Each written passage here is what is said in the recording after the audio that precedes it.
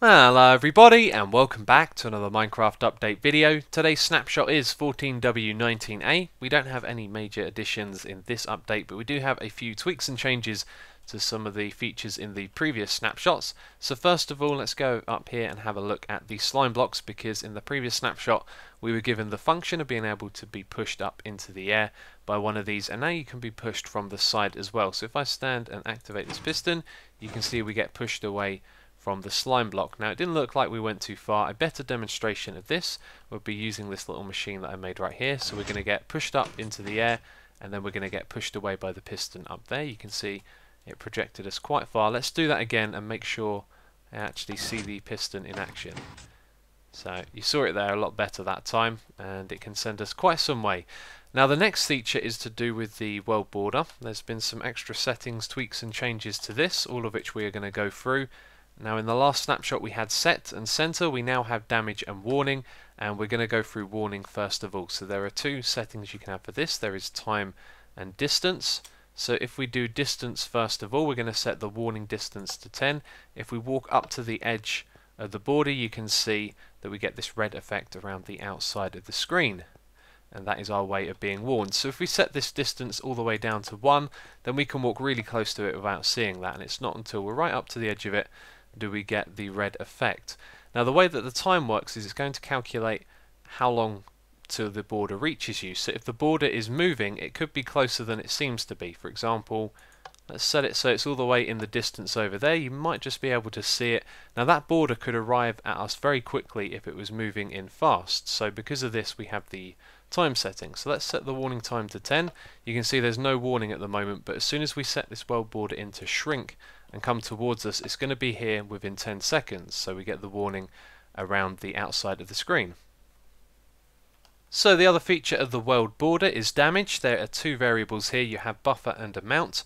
So if we set the damage amount to 1 and then we shrink the world and we go and stand behind it, then we're going to do 1 damage for every block that we're behind here. So you can see we're taking damage. However, the further away from the border we are, the more damage we take. So it does 1 for every block of distance. So if we set that to 10, you're going to see we're going to get killed really quickly. So let's jump outside here,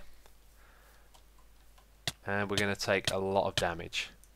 Now the other feature of this is the buffer, so let's change the damage back down to 1 and let's set the buffer to 5. Now we're not going to take damage until we're 5 blocks behind the wall, so that's the number right there. That's what the buffer is, and it also means that we're going to take the normal amount of damage. So we're not going to take 6 points of damage because we're 6 blocks away. We're going to take 1 from behind where the buffer is, and you saw there we started taking damage when we were 5 blocks behind where this was.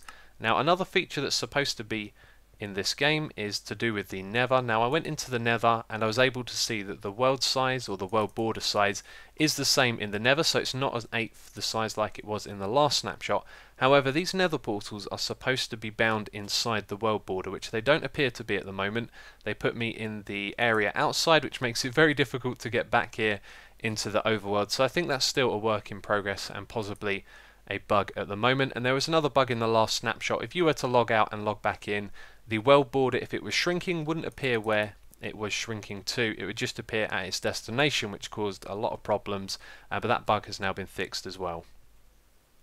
So there has been a big overhaul to the Spectator mode. If I press tab, you can see here my name is now in italic and grey. That's because I am a spectator. I'm free to fly around and look at these guys building, but there is a new menu. We can access this menu by pressing 1, or we can also press the middle click button on our mouse to interact with this. So if I click that, you might be able to hear it. I can close it and I can click it again to open it. I can also use the scroll wheel on the mouse to go through this menu, which is nice and convenient. But we can teleport to players. We can also teleport to them when they're in teams. So let's have a look at the first one here. You can see each of the players' faces appear in this box down the bottom here, which looks really cool. And then when we middle click on it, we're going to teleport to that player. Now notice that it stays open. That means we can teleport to each person just like this, and then when we're done teleporting around, we can close the menu. Now if we open it back up, we can also do this by team member as well. So you can see each team member is highlighted by their colour. And this one right here has 2 players on. That's right, we've got Operation Guard and Harry are on that team, so you can click on it to open the team. But it shows you the colour, and also if there are more players on here than can be displayed. Arrows will appear on either side of the menu, so you can actually scroll through all the players who are playing. So, two more things to note with this snapshot. The spectator mode is far from finished. Innobone is going to be adding more things, and also you may have noticed that you're unable to move when you're outside of the world border.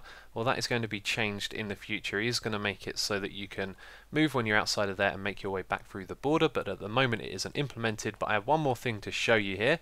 You can push any entity with this, and it's pretty cool. You can send them all the way along this ice. Maybe a new form of being able to transport items here. I think it's pretty cool. You could build something at the end here to then push it along again. But that is pretty cool. And that is it for this video. If you have enjoyed it, please do remember to leave a like. It will always be appreciated. But as always, thank you very much for watching, and I'll catch you next time.